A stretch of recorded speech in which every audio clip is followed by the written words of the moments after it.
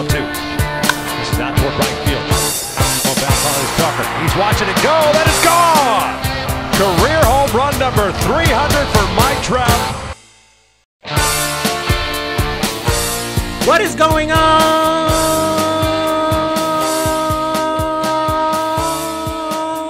everybody, and welcome back to the Humm Baby Baseball channel. And today we talk about the Los Angeles freaking Angels, a team that's coming off another disappointing year. It's been several, and they are bringing back Joe Maddon for another crack at it in 21, but they have made some front office changes as Perry Manassian has been hired as new general manager, and he has made a few moves this offseason we're going to talk about, but have they done enough to improve the starting rotation and the rest of the pitching staff in order to compete in the AL West and go for a playoff spot and try to help out the offense? It's already pretty well stacked with guys like Mike Trout, Anthony Rendon. You got Pujols, who's older, but you got Pujols. I mean, a lot of big names in that lineup.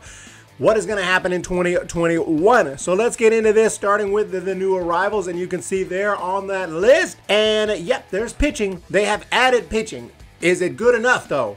Alex Cobb and Jose Quintana both signed to be potential rotation pieces, but Cobb, he hadn't been good for quite a while. Quintana's solid, and he's going to be reuniting with Joe Maddon. They also decided, hey, we got to address the bullpen, and I think they did a very good job addressing the bullpen, I'll say now, with Raisel Iglesias and some other names here that we'll get into. Jose Alberto Rivera, they even grabbed a Rule 5 pick from the Astros. Junior Guerra got a shot to make the team. Aaron Slager was a guy they got in a trade, and he looked fantastic last year, had a 1.8 ERA in the playoffs. So they have made some moves, and I'm going to get into later with the bullpen. But as far as position players, the biggest name has to be Jose Iglesias. Tore it up in 2020. He hit 373 in 142 at-bats. Not a terrible sample. So Kurt Suzuki was added. Dexter Fowler was added. And so they made a lot of moves this offseason. Is it going to be enough? We're going to get more into that, but let's get into the starting lineup. And this lineup, not bad, and they were good last season. Top 10 in all of MLB in runs scored,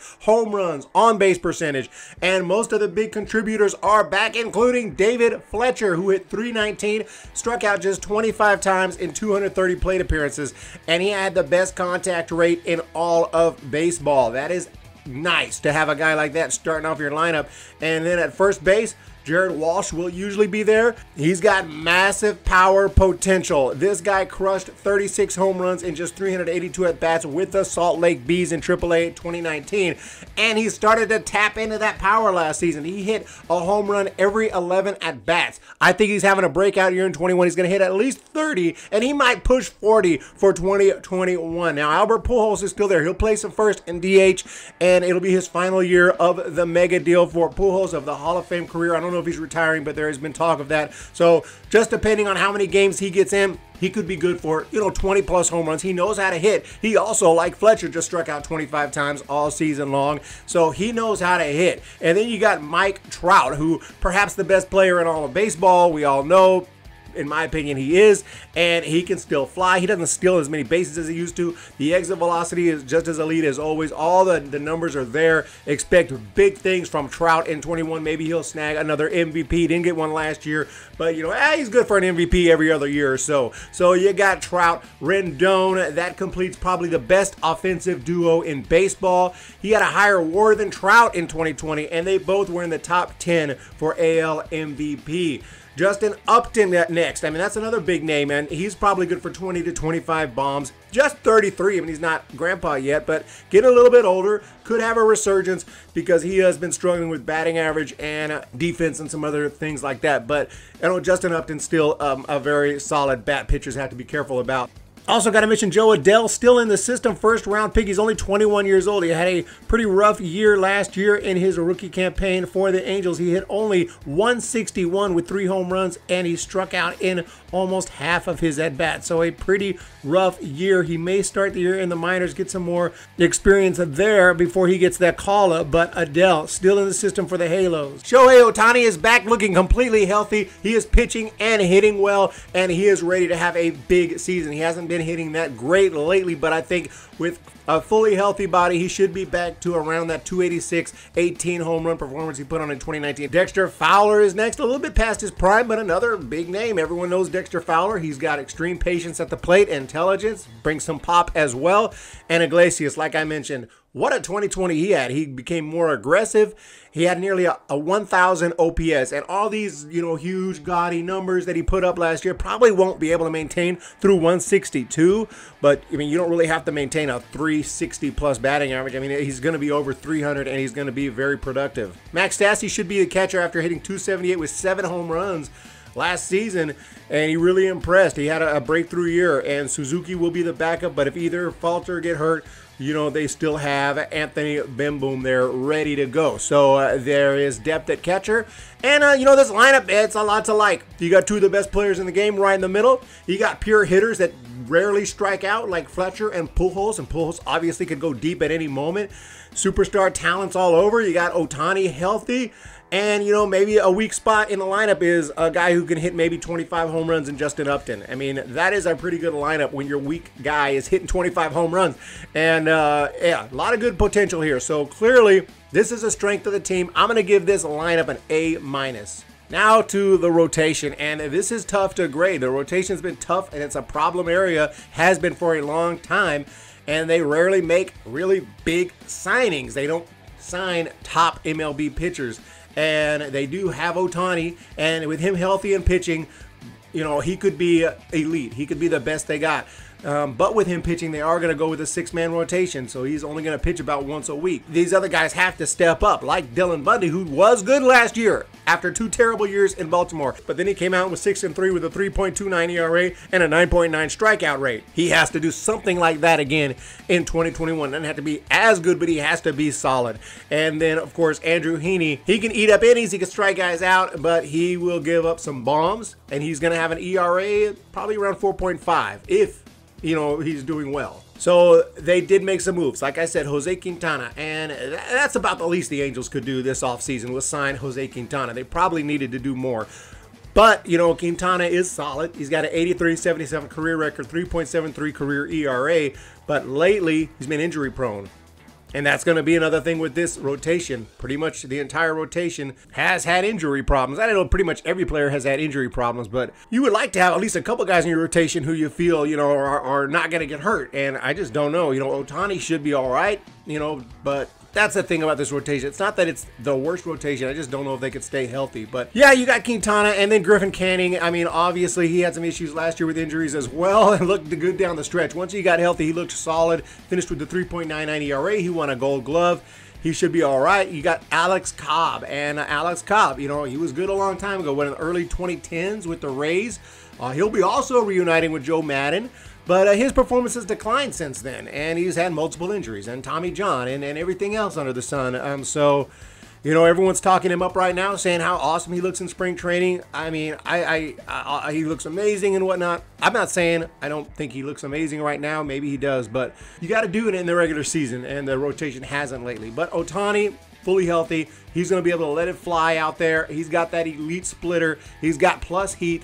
He should be the best starter in this rotation, and you have other options like Barria, and you got some other options as well. So we'll see what happens. By the way, Barria, he showed big improvement in 2020 after being terrible in 2019. So there's that. So he could step up again in 21. So there are some solid names here, and the Angels did make a few moves to bolster the rotation. I'm just not sure they did enough. Jake Odorizzi is still out there, Angels. I know he wants too much money. That's probably why he hadn't been signed yet.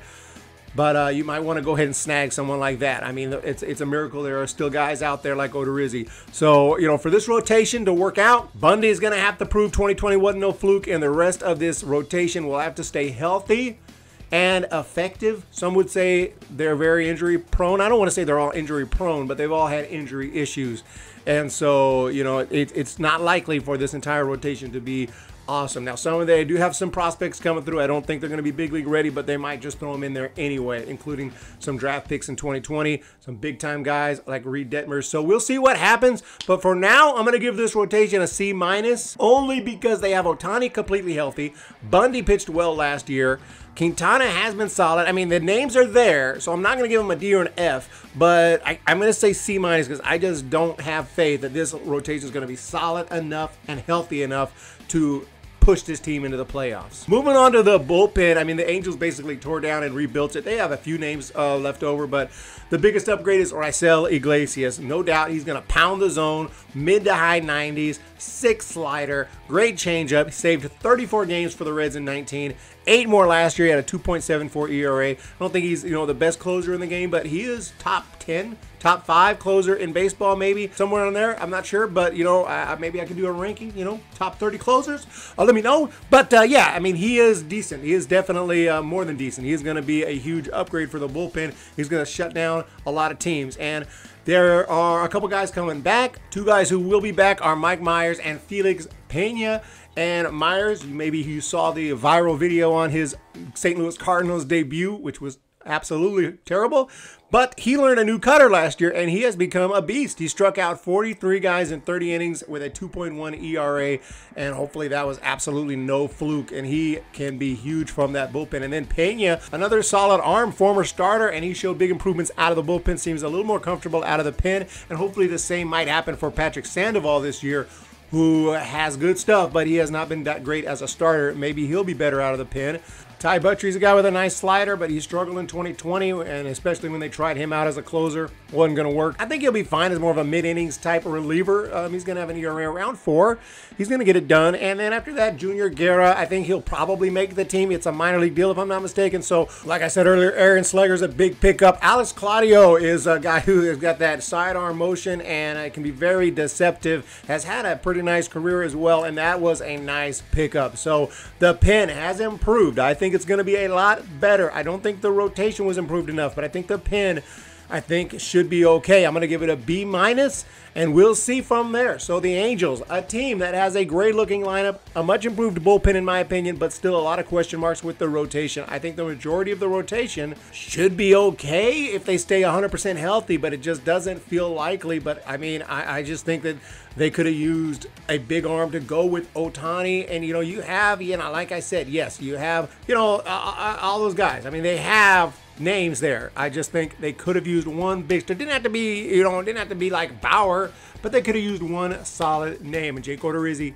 might want to snag him. So anyway, that's where we're at right there for the Angels. And if everything falls in place, if Ohtani is awesome like I expect and the rest of the rotation stays healthy and serviceable, hey, this team could make a run. I'm not saying they can't. They're in the right division where they can make a run and compete for a wild card or even potentially a division title. It's not out of the question. But overall, I'm going to give this team a B- for the Los Angeles Angels. They still have a lot of talent. It's not impossible. It's all about that rotation just not falling apart and getting it done. We'll see what happens in 2021. Let me know your thoughts down below on the Angels.